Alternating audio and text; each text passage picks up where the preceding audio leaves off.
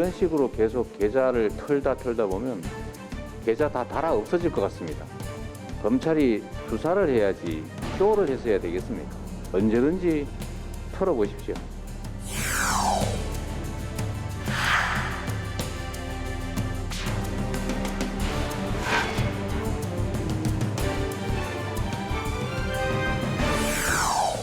지금 검찰 수사는 사법 시스템에 따라서 합법적으로 이루어지는 것이지 정치 보복이 전혀 아닙니다.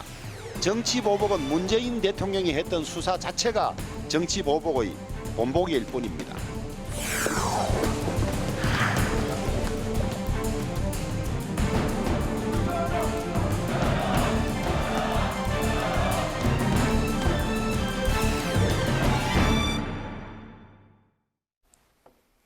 네, 이번 시간은 뉴스엔 파워 인터뷰 코너입니다. 대장동과 서해 피격 사건 수사에 이어서 노웅래 의원 체포 동의안까지 정쟁이 격화되고 있는 상황인데요. 검찰의 전방위적인 수사, 의혹 규명을 위한 것인지 정치 탄압인지 이게 갈리고 있는데요. 더불어민주당의 김승원 의원에게 관련 사안을 짚어보도록 하겠습니다. 의원님 반갑습니다. 어서 오십시오. 안녕하세요. 네. 먼저 바로 이제 좀 질문 들어가기에 앞서서 의원님의 이제 그 신상 프로필 좀 잠깐 이제 언급을 하면 2022 그러니까 이제 올해인데 얼마 전에 끝난 국정감사에서 우수위원상을 이제 수상을 하셨습니다. 네. 지금 이제 초선이신데, 예. 근데 한 번도 받기가 이렇게 참 어렵지 않나 생각이 드는데 네. 재작년에 국회의원 처음 되신 거잖아요. 네. 그때서부터 지금 쭉 3년 연속 수상을 하신 네, 거죠? 네. 예. 오, 굉장하신데 그 비결이 어떤 겁니까? 네, 우선 그 함께 고생해준 보좌진들에게 감사드리고요.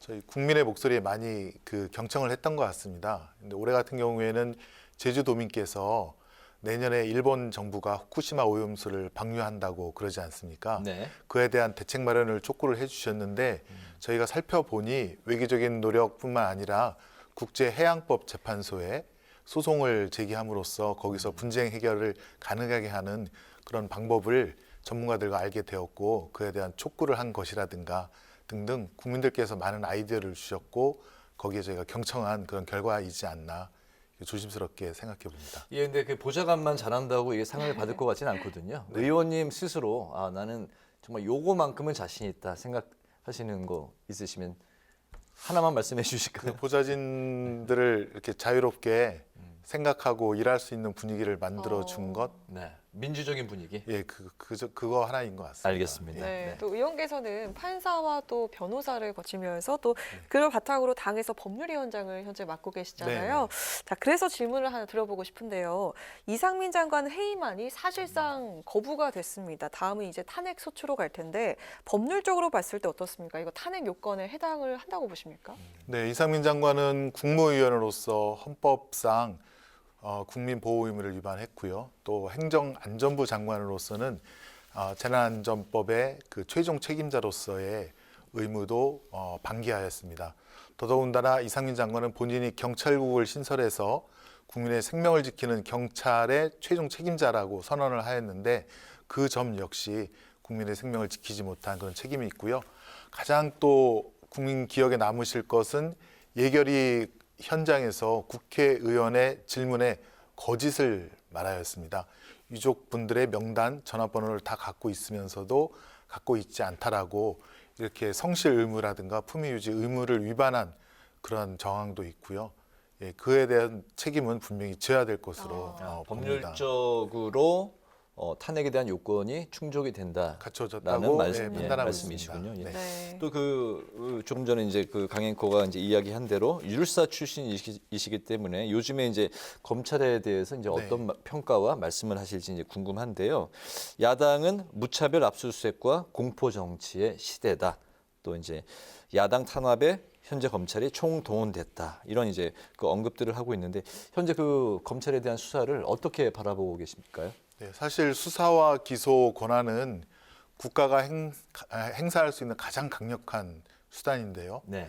그런 수사와 그런 그 기소 권한을 국민의 뜻에 따라 위임해준 국민의 뜻에 따라 사용하는 것이 아니라 어떤 정치적 목적이라든가 또 의도된 기획에 따라서 행사하는 것이 가장 큰 문제점입니다. 네. 더더군다나 이제 정책적으로 판단하여야 할 사안까지 검찰이 법의 잣대를 들이밀므로써 지금 제가 알고 있기로는 현재 공무원들이 굉장히 서로 조심하고 몸을 사리고 또 자기가 책임을 안 지기 위해서 서로 뭐 녹음을 해놓는다든가 네. 이런 등등의 사태가 벌어지고 있다고 하는데 이건 정말 미래를 선도하고 빨리 어떻게 보면 국민보다 반발자국 앞서서 일을 해야 될 국가 시스템이 붕괴되고 있는 현장이라 이거에 대한 피해는 고스란히 국민에게 돌아올 것으로 그렇게 생각이 됩니다. 알겠습니다. 네, 근데 여당 측의 시각은 좀 다른 것 같습니다. 네.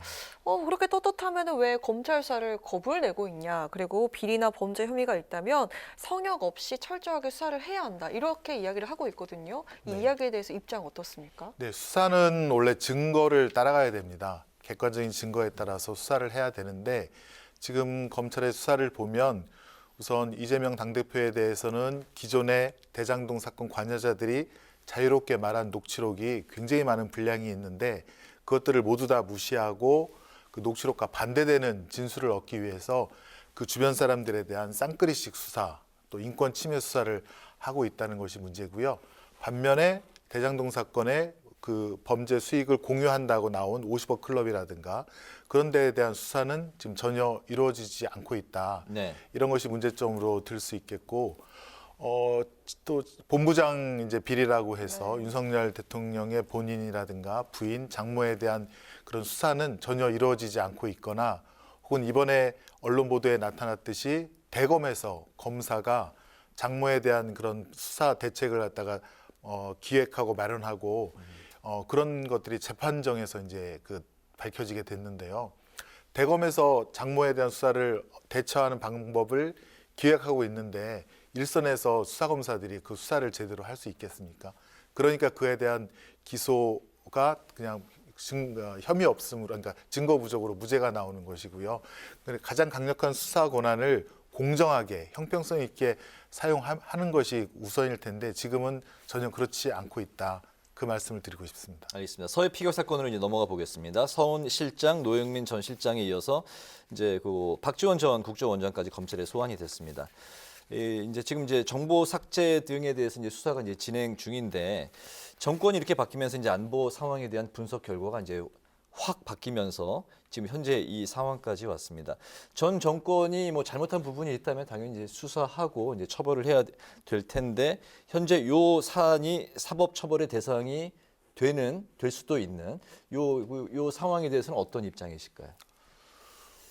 지금 검찰의 수사는 이재명 당 대표에 대한 그러니까 이제 부패라고 하는 수사 방향과 그다음에 문재인 전 대통령에 대한 그 월북 용공 수사 네. 두 가지 방향으로 이루어져 있는데요.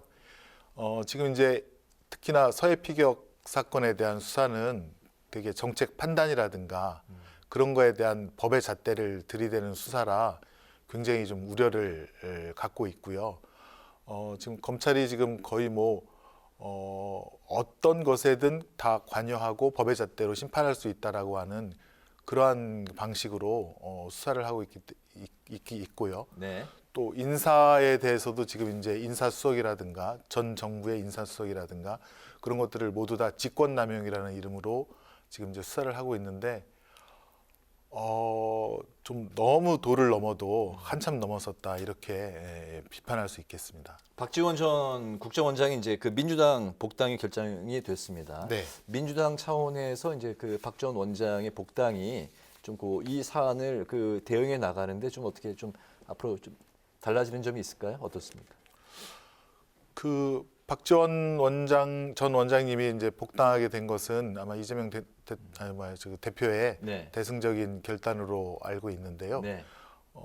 거기에 대해서는 저희 이제 검찰 독재 정치 탄압 대책위원회가 이전부터 이제 계속 서해 피격 사건에 대해서는 이제 대응을 하고 있는데 저희가 걱정하는 거는 검찰에서 언론에 특히 특정 언론에다가 네. 피의 사실을 일부 흘리고 확인되지 않는 피의 사실이 국민에게 퍼지면서 어떤 수사라든가 또 영장 청구에 대한 여론을 조성하고 그래서 단계적으로 이렇게 여론몰이를 하면서 수사하는 이런 것들이 이제 가장 걱정이 되는데요. 사실은 법상으로는 확인되지 않는 그런 피의 사실 공표라든가 또 공무상 기밀에 해당하는 사실들은 나중에 판사한테 증거를 통해서 이게 나타나야 되는데 이런 그 특정 언론에 의한 언론 보도라든가 이런 걸로 판사에게 가면 네. 이거는 사실 공정한 재판이 될 수도 없고 오염된 법정에서 결론이 날 수밖에 없기 때문에 이거는 미국에서도 극히 피하고 있는 부분입니다.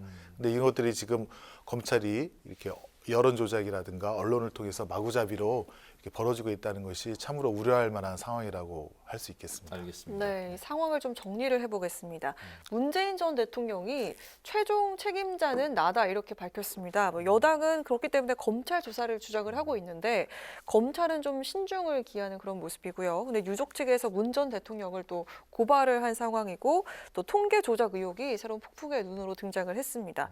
이 만약에 검찰의 수사가 정말로 문 전 대통령을 향하게 된다면 이거 어떻게 대응을 하실 계획이신지 들어볼까요? 네, 이거는 뭐 제 생각이긴 한데요. 네. 지금 이제 검찰은 이런 서해 피격 사건을 담당하는 공공수사부와 그리고 이재명 당대표에 대한 수사를 담당하는 반부패 수사부 두 부서가 정말 경쟁하듯이 지금 그 마구잡이식 수사를 벌이고 있다라고 생각이 되고 지금 문재인 대통령에 대한 수사가 사실은 그 검찰에서는 어떤 언급도 없는데 제가 아까 말씀드린 대로 계속 특정 언론의 피의 사실을 이렇게 유출하면서 국민적인 여론을 봐가면서 네. 결국에는 문재인 전 대통령도 소환해서 조사를 하고 기소까지 그런 목표를 세우고 하는 것이 아니냐라는 우려를 정말 하지 않을 수 없습니다. 알겠습니다. 이제 대장동 사건으로 좀 넘어가 보겠습니다. 지난주 김만배 씨의 극단적 선택 시도에 이어서 이제 앞으로 이재명 대표를 향한 그 압박이 더 조여올 거 아니냐. 그 시점이 관건이다 이렇게 이제 바라보는 시각들이 많이 있는 것 같습니다. 김용, 정진상, 이재명 대표를 정치적 동지로 보고 이제 물증 확보에 이제 주력하고 있는 것 같습니다. 이제 그 법률적인 시각으로 볼 때 검찰의 이제 대장동에 대한 수사는 또 어떻게 바라보고 계십니까? 네, 사실 정치적 동지라는 말은 법정 용어는 아닙니다. 공소장에는 이제 써서는 안 될 말인데 네. 지금 그것이 이제 압수수색 영장이 기재가 되어 있고 김용, 정진상 그리고 이재명 당대표를 하나로 묶으려는 검찰의 의도가 엿보이는데요. 네. 사실 대장동 사건은 그 연원을 봐야지 그 진상을 파악할 수 있을 것 같습니다. 그 대장동은 원래 LH가 공영 개발로 하려고 했던 것을 네.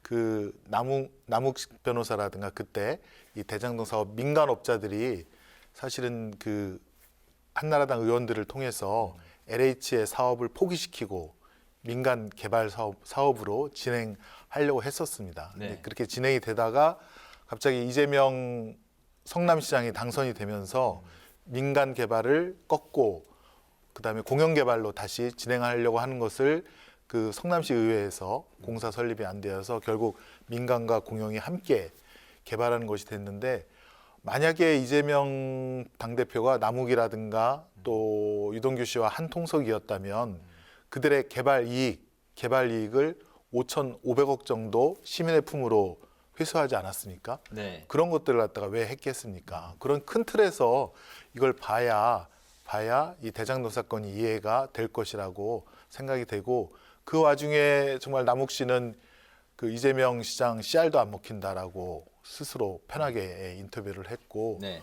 또 김만배 씨도 정말 계속 시민 그 공공이익으로 환수를 하니까 공산당 같은 사람들이다라고 그렇게 욕을 한 녹취록도 다 있는데요.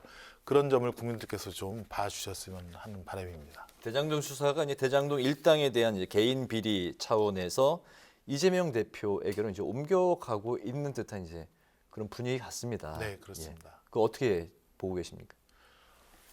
지금 이제 정진상 씨가 아마 부분 진술 거부권, 묵비권을 행사하면서 법정에서 이제 진술을 밝히겠다라고 이렇게 선언을 했는데요. 네. 지금 이제 그 남욱 씨라든가 유동규 씨는 지금 진술을 번복하고 바꾼 상태이고요. 마지막 남은 그 연결고리가 이제 김만배 씨인데 김만배 씨는 계속 그 검찰의 의도대로 가지 않자 김만배 씨 지금 주변이라든가 거기를 탈탈 털고 있지 않습니까? 제가 볼 땐 김만배 씨가 그런 그 인권 침해적이고 마구잡이식 수사에 지금 그 고통을 느끼고 아마 네. 그런 극단적인 선택을 한 게 아닌가 싶은데 아마 김만배 씨의 진술을 뒤엎어야 그래야 이재명 당대표도 소환이라든가 기소를 할 수 있으니까 검찰에서는 그 점에 집중을 할 것이고 가장 그 아픈 부분인 김만배 씨가 그 수익을 얻게 되는 그 수익을 다 몰수하는 절차라든가 그런 절차를 아주 강하게 드라이브를 걸 것 같습니다. 네. 네, 그또 민주당이 검찰에게 빨리 수사를 하라고 촉구하는 게 또 있는데요. 김건희 여사의 도이치모터스 주가 조작 의혹입니다. 근데 이 사건의 공소시효가 지난 7일로 끝난 것이 아니냐 이런 이야기가 있었습니다. 이 공소시효 끝난 건가요? 남아 있는 건가요? 이 질문부터 먼저 드리고 싶은데요. 네, 그 주가 조작 마지막 행위가 12월 7일이었습니다. 10년 전에. 네. 근데 이게 공소시효가 10년입니까? 네, 그렇습니다. 예. 10년 전에 12월 7일로 끝났기 때문에 만약에 김건희 여사의 이 주가 조작을 단독범으로 보면 네. 사실은 공소시효는 만료가 된 것이고요. 다만 이 주가 조작에 김건희 여사가 그 시키거나 또 지시를 한 흔적도 있기 때문에 공범으로 보게 된다면 아직 재판 기간 동안 공소시효는 남아 있습니다. 아, 그래서 네. 지금도 수사해서 또 범죄 혐의가 있으면 기소할 수 있는 그런 상황은 됩니다. 그럼 수사가 진행될 가능성은 얼마나 있다고 보십니까? 지금 사실은 김건희 씨보다 덜 관여했다고 보여지는 전주라고 하죠. 돈만 빌려준 사람. 돈만 빌려준 사람도 지금 재판이 끝나고 검찰로부터 징역 3년, 네. 그다음에 벌금 50억 구형을 받았는데요. 저희들이 볼 때는 김건희 씨는 그 전주보다는 훨씬 더 깊은 관여를 했습니다. 깊이 관여했고 또 실제로 그 주식 매매도 직접 지시하고 그런 정황들이 있기 때문에 김건희 씨는 그 기준에 비춰보면 반드시 수사돼서 기소돼야 될 그럴 처지라고 그렇게 보여집니다. 네, 알겠습니다. 다음 질문 좀 짧게 들어볼까 하는데요. 현재 그 노웅래 의원 체포동의안이 국회에 제출이 돼 있는 상태고요. 그밖에 추미애 전 장관과 조현옥 전 인사수석 비서관까지 정말 그 개별사가 전방위로 이루어지고 있는 것 같습니다. 민주당도 나름 그 반격의 채비는 갖추고 있는 듯하지만 좀 쉽지 않은 상황에 처해 있는 게 사실인 것 같은데요. 자, 이 현 상황을 좀 어떻게 돌파해 나갈 수 있을까요? 지금 이제 검찰이나 아니면 현 정권이 지금 민주당에 대해서 첫 번째는 부패 정당이라는 이미지를 더 씌우고 두 번째는 좌파 정당 혹은 용공 정당이라는 이미지를 더 씌우기 위해서 이런 마구잡이식 수사를 하고 있는 것은 아닌가 저희는 의심할 수밖에 없고요. 지금 전 정부 청와대에서 근무하는 거의 비서관급들 40~50명이 네. 전부 다 수사 대상으로 또 그 주변이 또 압수수색 대상으로 진행되고 있다고 들었습니다.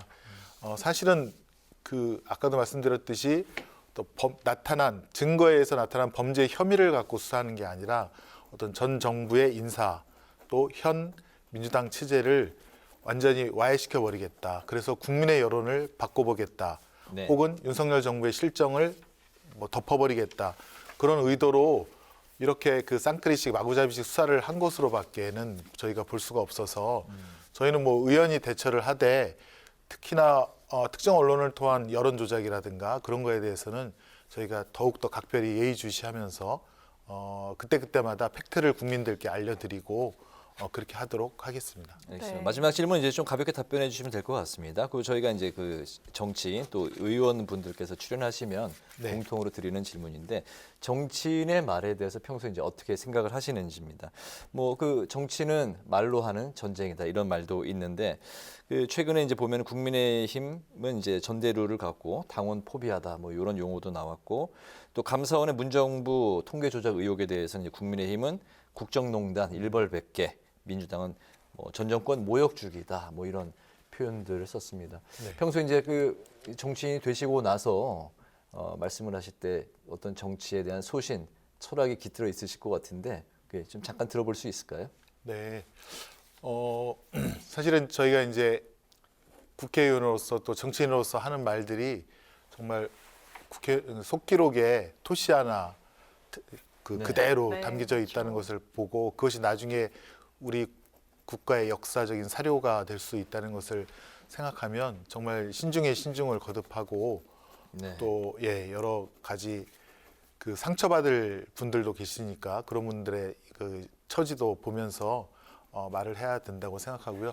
사실은 우리 신동재 앵커께서 정답을 말씀해 주셨는데 네. 정치인은 사실 메시지와 말로 국민께 설득을 하고 또 국민의 공감을 얻어서 하는 직업이라 네. 예, 그 말에 대해서는 무게감을 갖고 더 신중하게 하도록 저도 노력하겠습니다. 알겠습니다. 오늘 뉴스앤 파워 인터뷰 이제 마칠 시간이 됐습니다. 지금까지 더불어민주당의 김승원 의원과 함께 정쟁으로 비화되고 있는 검찰 수사를 중심으로 관련 이야기를 나눠봤습니다. 오늘 말씀 잘 들었습니다. 감사합니다. 네, 고맙습니다. 감사합니다.